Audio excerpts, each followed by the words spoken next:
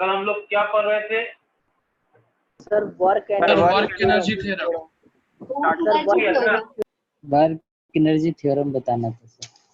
बताना है, okay. Definition लिखा दिए थे, सर प्रूफ बता रहे थे जनरल मेथड से। बता रहे थे, ओके।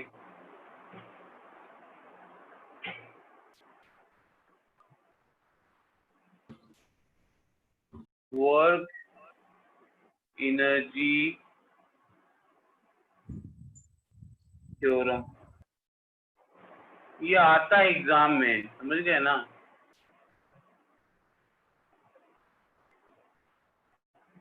3 मार्क्स के क्वेश्चन सर होते हैं ये।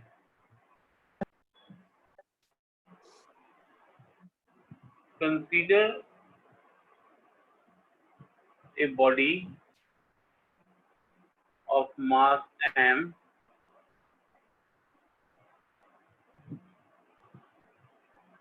moving with velocity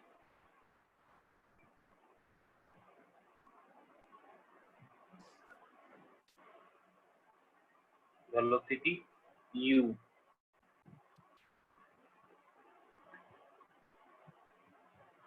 It is accelerated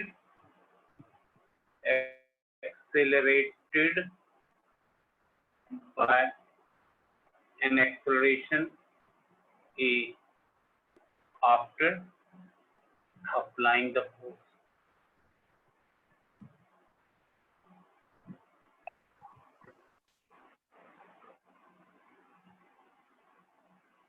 So F equal to mass into acceleration. Let it cover a distance s.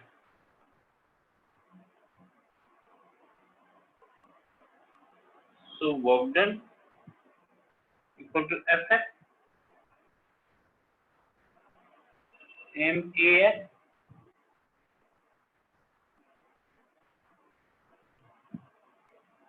v is the velocity acquired by the body.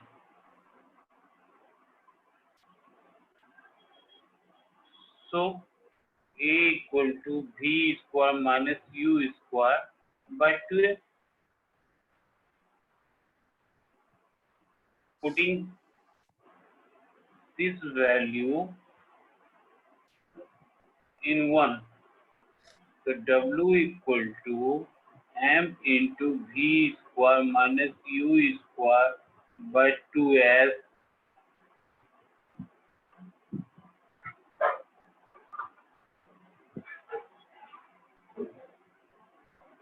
into s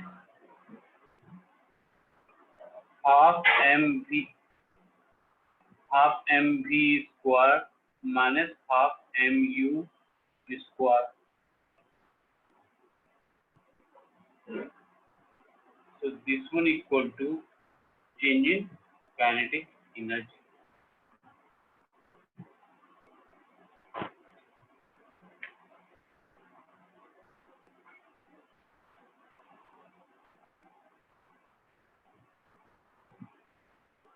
second last step sir, ये इसके ऊपर वाला multiply, ये इसके नीचे ये Yes, sir, yes, sir.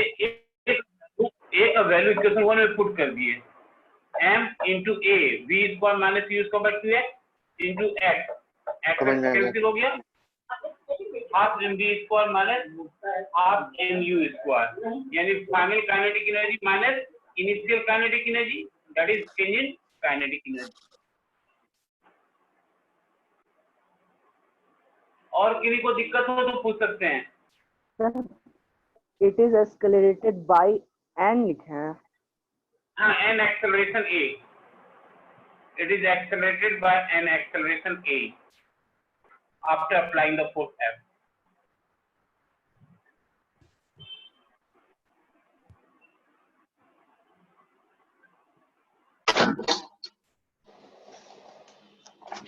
और किसी को कोई दिक्कत है तो पूछ लीजिए.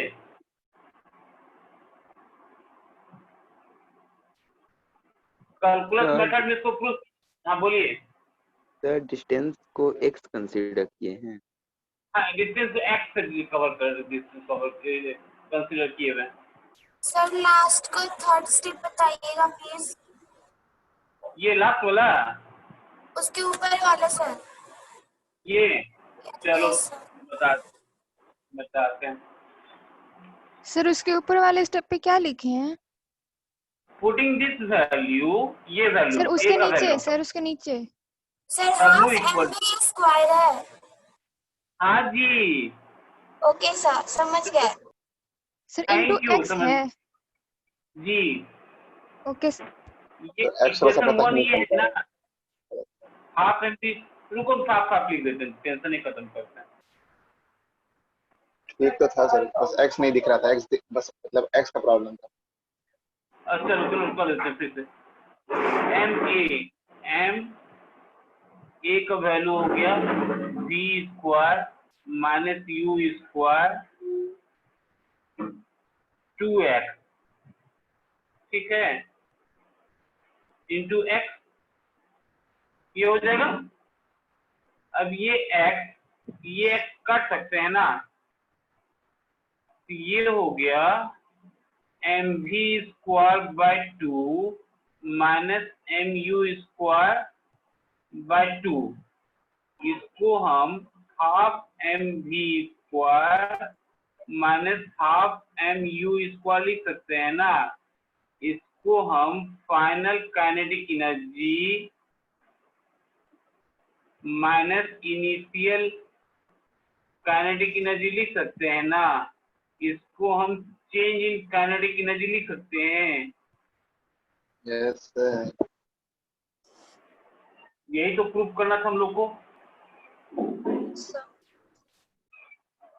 अब बताइए आप कहाँ पे दिक्कत है।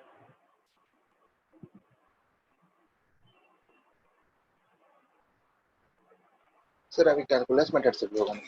सर जी जी जी बोलिए। सर अगर जी, जो बोलिए। उल्टा किया जाए तब सर तो उतना ही है सर। उल्टा किया जाए मतलब उल्टा kinetic change in kinetic energy से वर्क डन ला दिया जाए तो ठीक होगा सर। चेंज इन काइनेटिक यानी half M B square minus half M you square से। Yes sir. ठीक है, तो वो हमारा स्टेटमेंट क्या कहता है? स्टेटमेंट क्या कहता है? Work done by force. पहले वर्क कीजिएगा तब ना एनर्जी गेन कीजिएगा। बिना यस वर्क सर। किए भी पहले एनर्जी गेन कर लीजिएगा तो वर्क कीजिएगा। Work done by constant force on a body जो होगा equal to change in kinetic energy. हालांकि यहाँ पे कंट्राडिक्शन हो जाता है मीनिंग में कि पहले हम खाना खाएंगे तो लोग पढ़ेंगे, पहले एनर्जी गेन कर लेंगे तब पढ़ेंगे। एनर्जी नहीं रहे तो पढ़ेंगे कैसे? यस सर, है ना जी? सही बात। Yes sir. Yes yes sir.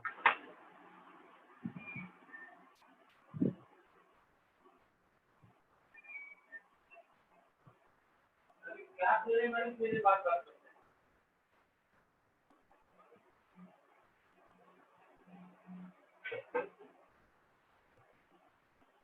अब इसको कैलकुलस मेथड से प्रूव करते हैं।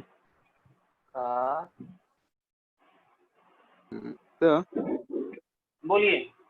तो ये जो टॉपिक है वर्क एनर्जी थ्योरम, इससे क्वेश्चन मतलब कि डायरेक्ट आता है, मतलब कि प्रूफ करने के लिए फिर न्यूमेरिकल्स भी आएंगे। State and prove the work energy theorem. और नेचर ऑफ क्वेश्चन जो रहेगा उसमें दिया रहेगा बाय कैलकुलस मेथड। उसमें दिया रहेगा बाय कैलकुलस मेथड। अगर नहीं दिया रहेगा तो कोई भी मेथड बना सकते हैं। ये मैं लगातार बोल रहा हूँ आपको।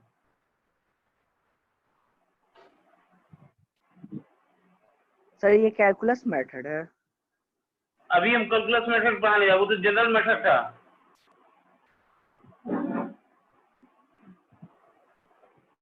पहले तो जनरल मेथड था ना जी। Yes yes sir.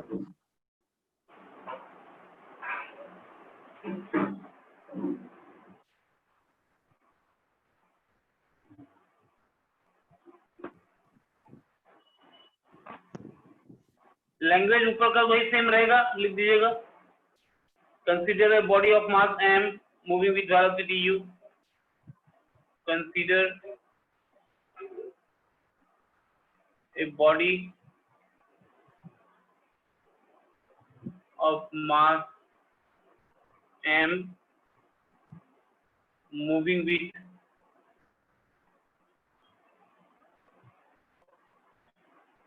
velocity u.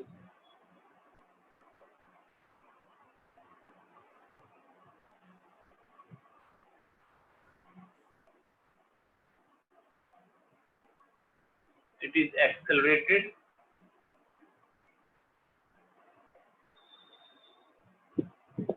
by an acceleration a after applying force.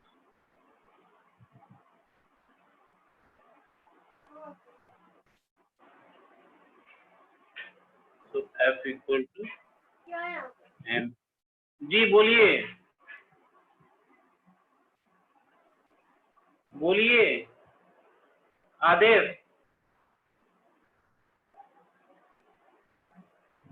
गलती से हो गया। कीजिए।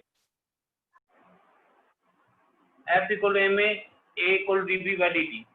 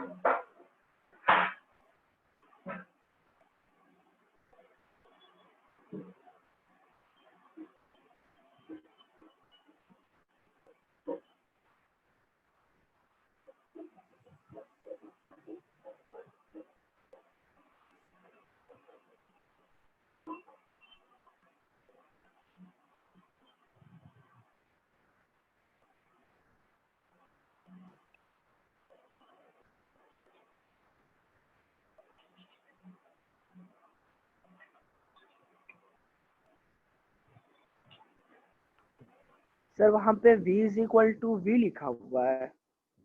V equal to initial velocity u, lower limit u, upper limit v. Okay sir.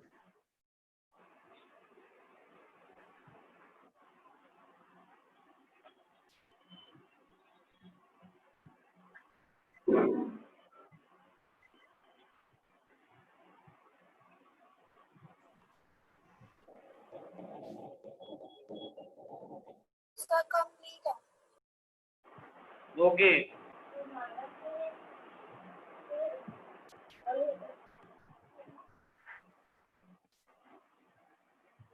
अच्छा वर्क डन जीरो कब कब हो सकता है? तो डिस्प्लेसमेंट बाय कंजर्वेटिव फोर्स 0 हो। सर डिस्प्लेसमेंट जब 0 हो। एंगल 90 डिग्री हो। नहीं ये वर्क एनर्जी थ्योरम के बेसिस पे बताइए ना मुझको। जब बॉडी रेस्ट से स्टार्ट हो सर जब एक्सेलरेशन 0 हो। या work done if there is no change in speed of a particle और ए बॉडी, यानी v इक्वल टू u हो जाएगा तो भी वर्क डन जीरो हो जाएगा। यस ओके ना, कोई बॉडी सर्कुलर पाथ में मूव कर रहा है विद ए कांस्टेंट स्पीड तो वर्क एनर्जी थ्योरम की बेसिस नहाने का। अगर मान लीजिए सर्कुलर पाथ में मूव कर रहा है कोई body with a constant speed, तो उसमें काइनेटिक एनर्जी चेंज हो रहा है कि नहीं हो रहा है? हेलो, सर फिर से बोलिए। when a particle moves in a circular path with constant speed, No work तो done. हाँ, तो चेंज इन काइनेटिक एनर्जी इसमें हो रहा है कि नहीं हो रहा है? काइनेटिक एनर्जी चेंज कर रहा है। No sir. सर एक बार फिर से repeat बॉडी कीजिए ना, क्या बोले? सर्कुलर पाथ में मूव कर रहा है विथ ए कांस्टेंट स्पीड, तो उसमें काइनेटिक एनर्जी कोई चेंज नहीं ना हो रहा है। No sir. No sir. No sir. According to work energy theorem work done zero हो जाएगा। Yes sir. समझ में आ गया ना? Yes. अब बताओ वर्क डन, इस काइनेटिक एनर्जी इसके थ्योरम के बेसिस बताइए मुझको, वर्क डन निगेटिव कब होगा?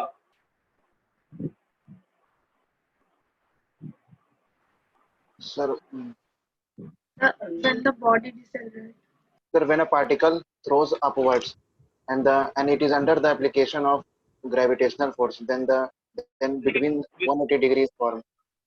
180 degrees. सही बात है, 180 की बात तो नहीं ना बेटा, यहाँ पे एंगल कहीं पे है, वो हम तो पूछ रहे हैं वर्क एनर्जी थ्योरम के बेसिस पे। इस वर्क एनर्जी थ्योरम में कहीं एंगल है क्या? आप आंसर सही दे दिए, लेकिन बीच में लास्ट में था गड़बड़ा गया। इस वर्क एनर्जी थ्योरम में कहीं एंगल तो है ही नहीं, हम एंगल की बात ही नहीं कर रहे हैं। हम तो डिस्कशन कर रहे हैं वर्क एनर्जी थ्योरम के बेसिस पे कि वर्क डन जीरो कब होगा, निगेटिव कब होगा और पॉजिटिव कब होगा। मैं तो ये पूछ रहा हूँ ना आपसे।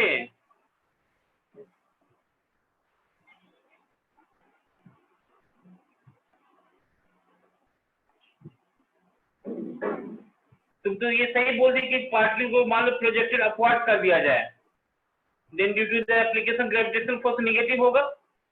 इस केस में क्या होता है, as the particle move its speed decreases. तो पार्टिकल जैसे जैसे ऊपर बढ़ रहा है तो स्पीड डिक्रीज होता है ना जी, एंड हेंस इस kinetic energy particle also decrease. So work done क्या होगा, निगेटिव हो जाएगा। यानी v जो होगा अगर लेस देन u हो गया, ये जो फॉर्मूला हमारा है, ये जो फॉर्मूला है this one half m v square minus square. अगर मान लीजिए v यहाँ पे लेस देन u हो गया तो वर्क डन निगेटिव होगा। Yes sir. Yes sir. Yes sir. Less than होगा जब बॉडी कोई ऊपर चला जा रहा है, प्रोजेक्ट ऊपर कर दिया स्पीड तो डिक्रीज हो रहा है। स्पीड डिक्रीज कर जाएगा तो वर्क डन क्या हो जाएगा, निगेटिव हो जाएगा। जब स्पीड बढ़ेगा, इंक्रीज कर जाएगा तो वर्क डन क्या होगा, पॉजिटिव। पॉजिटिव हो जाएगा।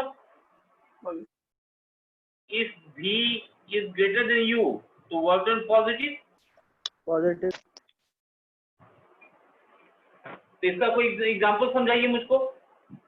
Sir retardation of car.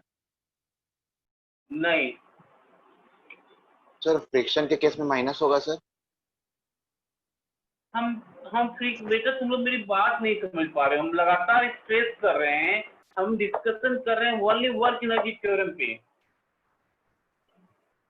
हमारा जो स्ट्रेस है, हम डिस्कशन कर रहे हैं वर्क एनर्जी थ्योरम। हम वर्क एनर्जी थ्योरम के बेसिस पे आपको हम समझाने की कोशिश कर रहे हैं कि वर्क डन कब पॉजिटिव होगा, कब निगेटिव होगा, कब जीरो होगा। Only on the basis of work energy theorem, not in the another cases. हम वर्क एनर्जी थ्योरम पे हम आपको समझाने की कोशिश कर रहे हैं कि वर्क डन कब हम पॉजिटिव। कोई आपसे पूछ बैठा तो, ताकि मैं ये नहीं चाहता कि मेरा कोई बच्चा किसी के सामने चुप हो जाए कि हम नहीं जानते हैं सर। इससे रिलेटेड जितना चीज हो सकता है वो मैं आप जितना मुझको आता है मैं आपको समझाने की कोशिश कर रहा हूँ, ठीक ना। देखो पहले ये दोनों क्लियर हो, वर्क डन निगेटिव जीरो समझ में आ गया वर्क एनर्जी थ्योरम के बेसिस पे। Yes sir. Yes sir. Yes sir. इसका टॉपिक अब पॉजिटिव समझिए कैसे होगा। यहाँ हमने कह दिया v is greater than u। अब मान ली कोई ऑब्जेक्ट को ड्रॉप कर रहे हैं, ये पार्ट को हटा दें सबको। Yes sir. अब मान लीजिए ये कोई बिल्डिंग है, यहाँ से हम किसी ऑब्जेक्ट को ड्रॉप कर दे रहे हैं, ठीक है। Then the work done by the gravitational force positive होगा, Yes, sir. Yes, sir. है ना। अब देखिए एज अ पार्टिकल इसका जैसे जैसे नीचे स्पीड क्या होता है, इंक्रीजेस कर रहा है। Yes, sir. As a particle आगे आ रहा है ना भाई, स्पीड क्या हो रहा है, इंक्रीज कर रहा है। तो Yes, इंक्रीज sir. कर रहा है तो काइनेटिक एनर्जी ऑफ पार्टिकल क्या होगा, also increases. Yes sir. Yes, sir. एक समझ पाई बात को। हम ये ऑब्जेक्ट को, ये टॉप ऑफ द बिल्डिंग है, ये टॉप ऑफ द बिल्डिंग है, यहाँ से इसको नीचे गिरा रहे हैं, ठीक ना। इसको जब नीचे गिरा रहे हैं तो जैसे नजदीक आ रही है स्पीड बढ़ रहा है हमारा। जब स्पीड बढ़ जाएगा तो एनर्जी में क्या होगा, इंक्रीज कर जाएगा। तो वर्क डन क्या होगा, work done by the gravitational force is positive. बात समझ में आ गई या नहीं आई अभी भी? Yes, sir. आ गया. यस करना क्या सर? नेगेटिव। पॉजिटिव ना हुआ रे, यस सर नेगेटिव नेगेटिव वाले। तो ऊपर, नेगेटिव तो ऊपर देखो वो भी ऊपर समझ गया, जाएगा, डिक्रीज करते जाएगा वेलोसिटी तो।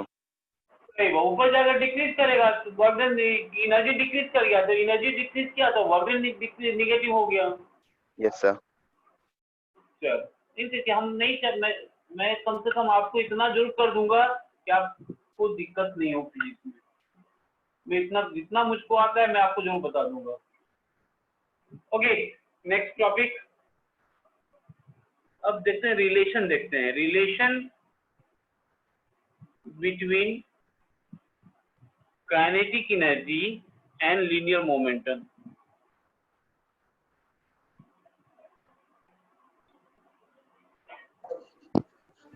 रिलेशन बिटवीन बाबा काइनेटिक एनर्जी, आवाज कम कर दीजिए ना.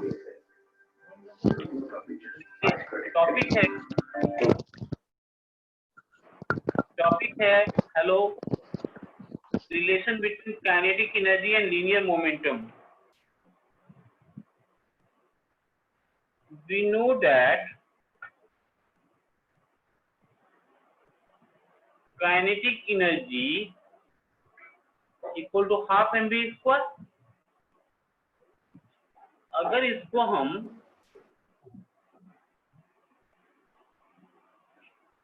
ऐसा लिख दें, आप m square v square by m, ऐसा लिखने में कोई दिक्कत है? No, sir. No, sir. No, sir.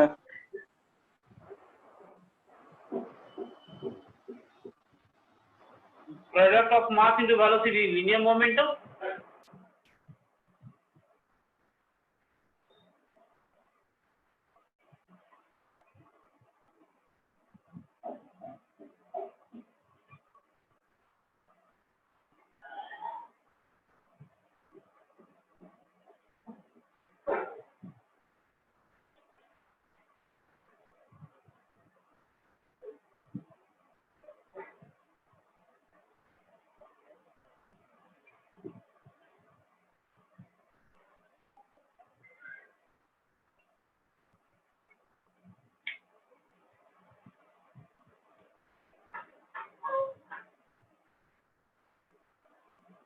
अब देखिए इससे, इस रिलेशन से एक कंक्लूजन निकल गया हमारा। क्या कंक्लूजन निकला? तो अगर काइनेटिक एनर्जी बढ़ेगा तो मोमेंटम भी बढ़ेगा। Kinetic energy is directly proportional to the square of momentum. Yes. Square of momentum, kinetic energy inversely proportional to the, inversely proportional to the mass of the body।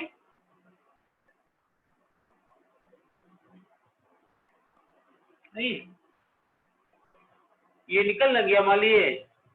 अब अगर मान लीजिए question पूछा जाए हाँ जी, एक बस and car have the same momentum, which of them has greater kinetic energy? If a bus and car have the same momentum, then out of these two, which has the maximum kinetic energy? Car car car mass कम है उसका। कम है। Yes. सही बात है। Car car है the greater kinetic, इस रिलेशन के बेसिस पर हम लोग बता देंगे नहीं। Sir kinetic kinetic energy energy directly proportional तो क्या लिखा हुआ है सर? सबसे first line kinetic energy momentum square of square momentum. Of, हाँ ये फॉर्मूला देखो ना यहाँ पे, पी स्क्वायर है ना भाई, ये Yes, फॉर्मूला sir. को देखिए, पी स्क्वायर Yes, है sir. यानी स्क्वायर ऑफ मोमेंटम है ना।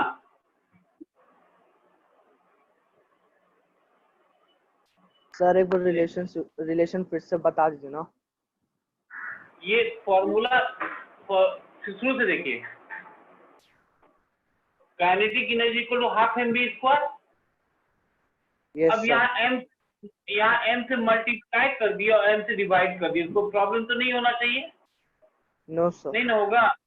अभी 2m को हम उठा के इस साइड ले आए LHS में, तो 2m के equal to m square v square, क्योंकि मोमेंटम इक्वल टू होता है p equal to mass into velocity, होता है ना भाई। Yes sir. तो स्क्वायर है यानी p स्क्वायर हो जाएगा, ये p square equal to 2m के, Yes, sir. यानी kinetic energy equal to p square by 2m, यानी on this basis we can say that kinetic energy is directly proportional to the, हाँ बोलिए sir. Directly बोला proportional के बाद अब क्या लिखे सर नीचे में स्टेटमेंट में? बोल तो रहे, सुनना भाई, kinetic energy is directly proportional to the square of momentum। Again हम बोल सकते हैं kinetic energy is inversely proportional to the mass of the body, हो गया ना। Yes, sir. यानी these are the Yes, two sir. factors, यही दो Yes. फैक्टर हो गया ना। काइनेटिक एनर्जी Yes, जो sir. होगा वो directly proportional to the square of momentum होगा और inversely proportional to the mass of the body होगा। Okay sir. ओके समझ में आ गया? यहाँ भी दिक्कत है? नो सर अब नहीं है। सर अब नहीं चलिए, समझ गया अच्छी सर। बात। रब कर दीजिए सर। होगी ओके, हो गया सर, अब कर दीजिए। Thank you. अच्छा, फोर्स और काइनेटिक एनर्जी का रिलेशन क्या हो जाएगा जी? तो डायरेक्टली प्रोपोर्शनल, क्योंकि अगर फोर्स लगेगा तो वेलोसिटी में चेंज आएगा, अगर चेंज आएगा तो फॉर्मूला क्या होगा? फॉर्मूला क्या होगा?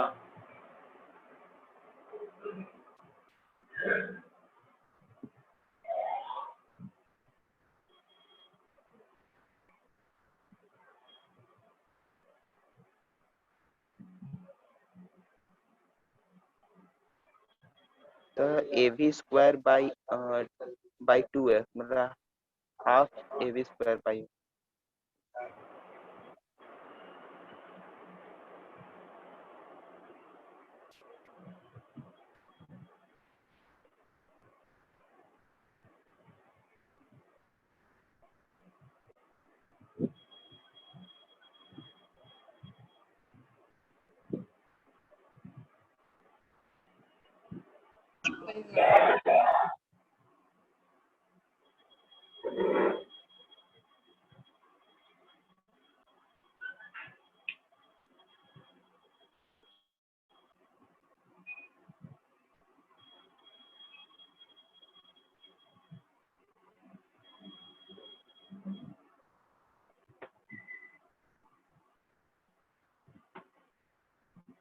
चलिए, यहाँ तक हो गया, क्लियर हो गया? ये दिक्कत? नो सर नहीं दिक्कत। चलिए, अब हम लोग पोटेंशियल एनर्जी पाते हैं। रब कर दे इसको। Yes sir. तो बस 2 Yes, सेकंड sir, सर, बस 2 सेकंड सर। लास्ट पॉइंट बचा हुआ है बस। the force is equal to half mv square minus half mu square by क्या लिखे हैं? एस ये W को तो FS था ना भाई? ये सब हो गया। इस S को नीचे ले आए। ओके, रुके हुए हैं। यस सर हो गया। तो मिटा दीजिए। तो मिटा दीजिए सर, हो गया।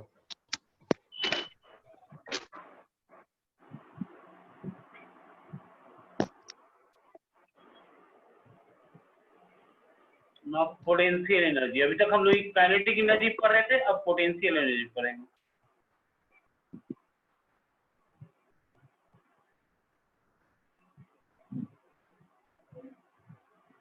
The energy possessed by body, the energy possessed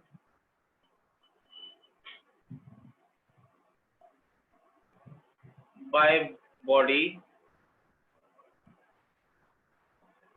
by virtue of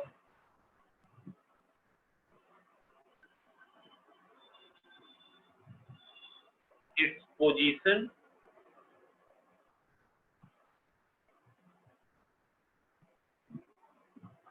shape is called potential energy.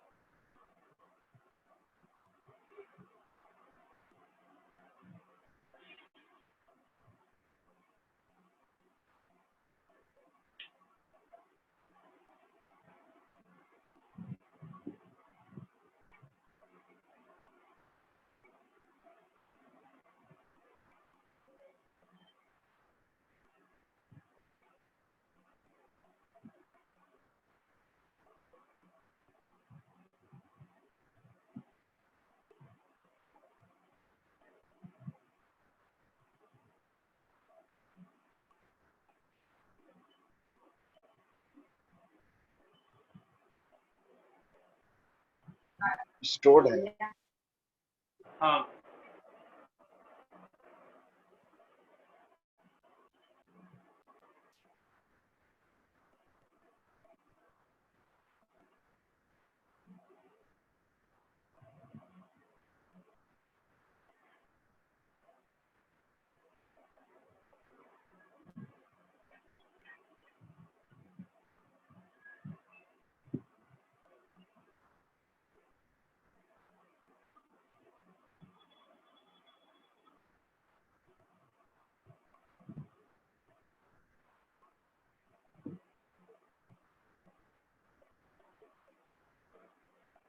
देखिए इसको पोटेंशियल एनर्जी क्यों कहते हैं?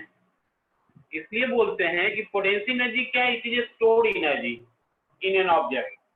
Since the stored energy in an object has potential to do work, that's why it is called potential energy.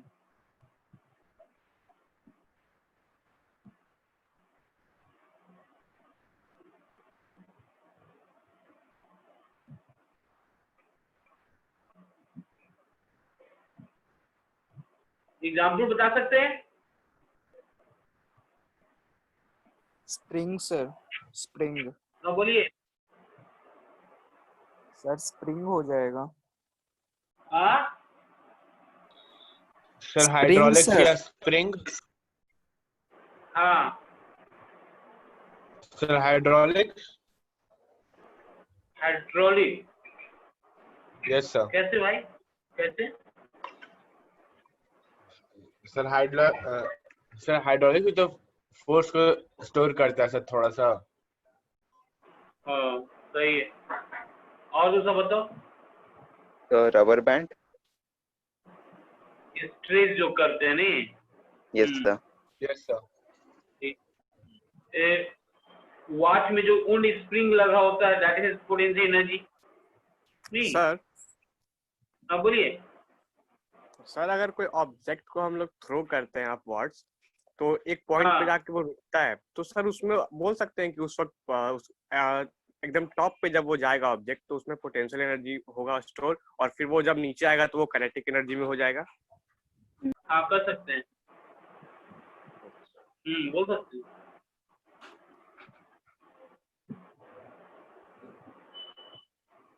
An apple or mango hanging from the branch of a tree has a potential energy. नहीं, mango जो hang किया रहता है, that is the potential energy ना। Excuse me sir. Yes हाँ बोलिए।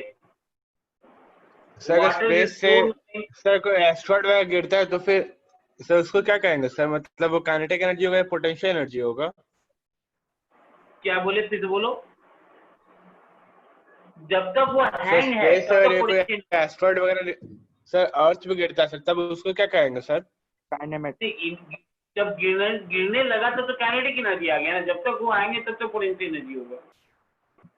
जैसे बोलते हैं mango hanging from the branch of a tree, ऐसे पोटेंशियल एनर्जी। क्या कर energy possess by body by virtue of position, definition ही क्या कर रहा है पोटेंशियल एनर्जी का, the energy possess by body by virtue of its position, it is a stored energy because stored energy in object has potential to do work. अच्छा इसका जैसे ये देखो बहुत अच्छा एग्जांपल है, सिंस द स्टोर ये जो मैंने लिखा, since the stored energy in an object has potential to do work, इसका एक बहुत अच्छा एग्जांपल है। जब इस घड़ी कभी घड़ी को खोल के देखे हो उसे ये स्प्रिंग होता है, तो बहुत सारे एक दूसरे से लपेटा हुआ होता है, वही कम क्लोजर क्या होता है, एक दूसरे से ये वर्क करता है। या दूसरे बोल सकते हैं water stored in reservoir of a dam, that is a potential energy. So these are the some example of potential energy. Potential energy, yes sir. ठीक है, Okay sir, yes sir, thank you sir. there are some types of potential energy, types of potential energy, इसको रब कर दें। Yes sir. Yes sir. Yes, sir. Yes, sir. Thank you.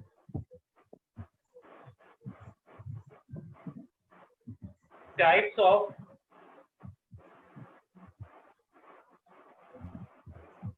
Potential energy. पहला होता है gravitational potential energy.